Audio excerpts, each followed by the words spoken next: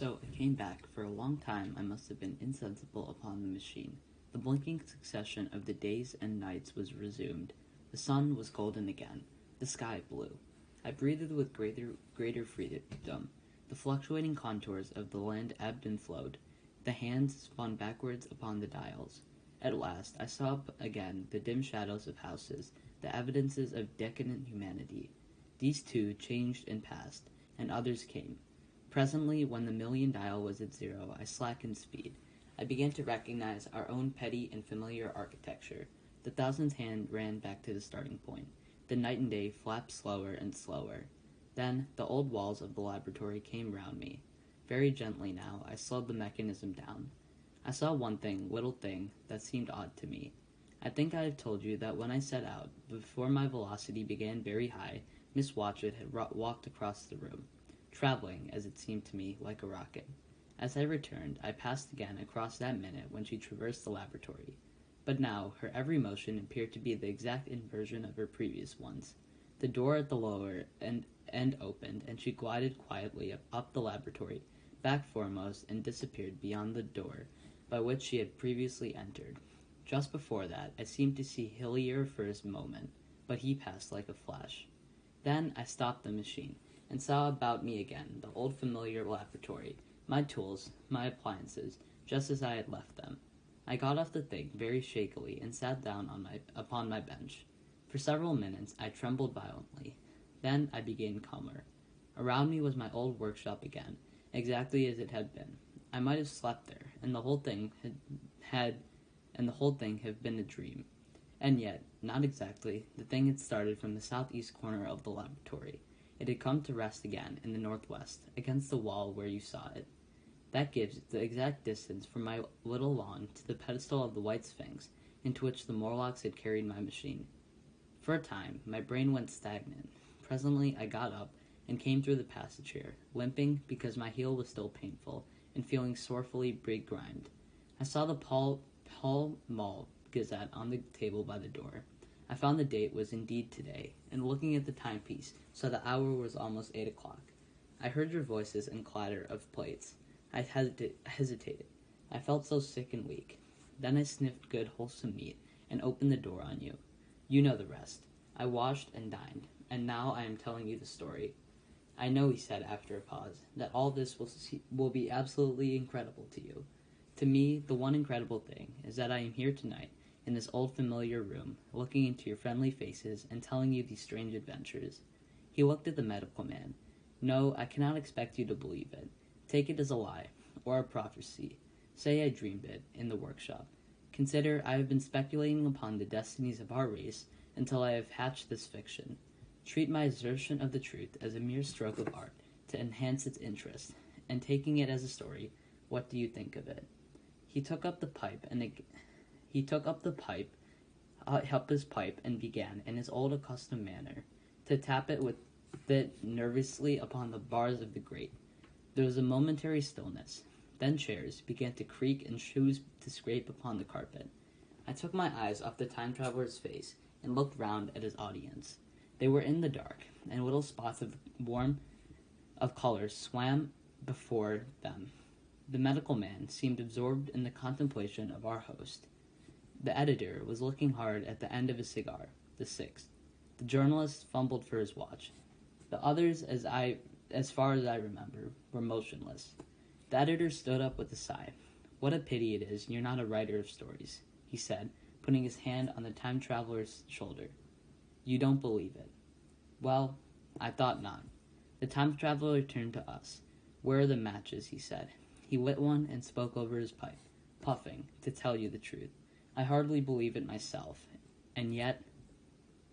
His eyes fell with a mute inquiry upon the withered white flowers upon the little table. Then he turned the hand holding his pipe, and I saw he was looking at some half-healed scars on his knuckles.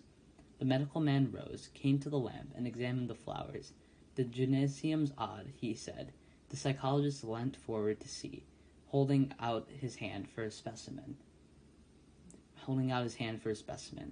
I'm hanged if it isn't 1:45, said the journalist. How shall we get home?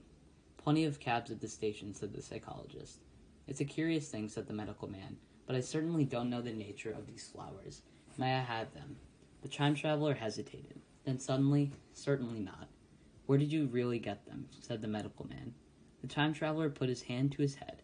He spoke like one who was trying to keep hold of an idea that eluded him. "They were put into my pocket by Weena when I traveled into time." He stared round the room. "I'm damned if it isn't all going. This room and you, and the atmosphere of every day is too much for my memory. Did I ever make a time machine, or a model of a time machine? Or is it all only a dream? They say life is a dream, a precious poor dream at times, but I can't stand another that won't fit. It's madness, and where did the dream come from?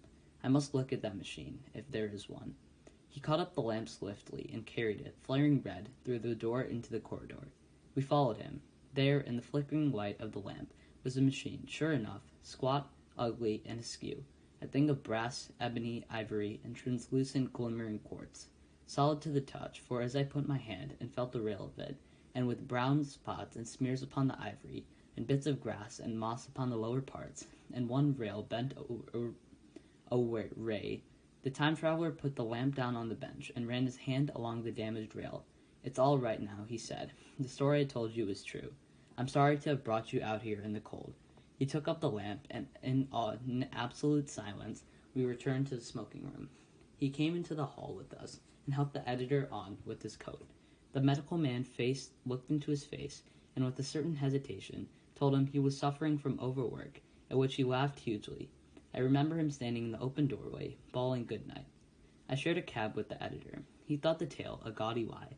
For my part, I was unable to come to a conclusion. The story was so fantastic and incredible, the telling so credible and sober. I lay awake most of the night thinking about it. I determined to go next day and see the time traveler again. I was told he was in the laboratory, and being on easy terms in the house, I went up to him. The laboratory, however, was empty. I stared for a minute at the time machine, and put out my hand and touched the lever. At that, the squat, substantial-looking mass swayed like a bow shaken by the wind. Its instability startled me extremely, and I had a queer reminiscence of the childish days when I used to be forbidden to meddle. I came back through the corridor. The time traveler met me in the smoking room. He was coming from the house. He had a small camera under one arm and a knapsack under the other. He laughed when he saw me and gave me an elbow to shake. "I'm frightfully busy," said he, "with that thing in there." "But is it not some hoax?" I said. "Do you really travel through time?" "Really and truly I do," and he looked frankly into my eyes. He hesitated. His eyes wandered about the room. "I only want half an hour," he said. "I know why you come, and it's awfully good of you. There's some magazines here. If you'll stop till lunch, I'll prove you this time traveling up to the hilt, specimen and all. If you'll forgive my leaving you now." I consented, hardly comprehending then the full import of his words, and he nodded and went on down the corridor. I heard the door of the laboratory slam, seated myself in a chair, and took up a daily paper. What was he going to do before lunchtime? Then suddenly I was reminded by an advertisement that I had promised to meet Richardson, the publisher, at 2. I looked at my watch and saw that I could barely save the engagement. I got up and went down the passage to tell the time traveler. As I took hold of the handle of the door, I heard an exclamation, oddly truncated at the end, and a click and a thud. A gust of air whirled round me as I opened the door, and from within came the sound of broken glass falling on the floor. The time traveler was not there. I seemed to see a ghostly, indistinct figure sitting in a whirling mass of black and brass for a moment, a figure so transparent that the bench behind it, with its sheets of drawings, was almost absolutely distinct. But this phantom vanished as I rubbed my eyes. The time machine had gone, save for a subsiding stir of dust. The further end of the laboratory was empty. A pane of the skylight had apparently just been blown in. I felt an unreasonable amazement. I knew that something strange had happened, and for that moment could not distinguish what the strange thing might be. As I stood staring, the door into the garden opened, and the manservant appeared. We looked at each other. Then ideas began to come. "Has Mr. gone out that way?" said I. "No, sir, no one has come out this way. I was expecting to find him here." At that, I understood. At the risk of disappointing Richardson, I stayed on, waiting for the time traveler, waiting for the second, perhaps still stranger story, and the specimens and photographs he would bring with him. But I am beginning now to fear that I must wait a lifetime. The time traveler vanished 3 years ago, and as everyone knows now, he has never returned.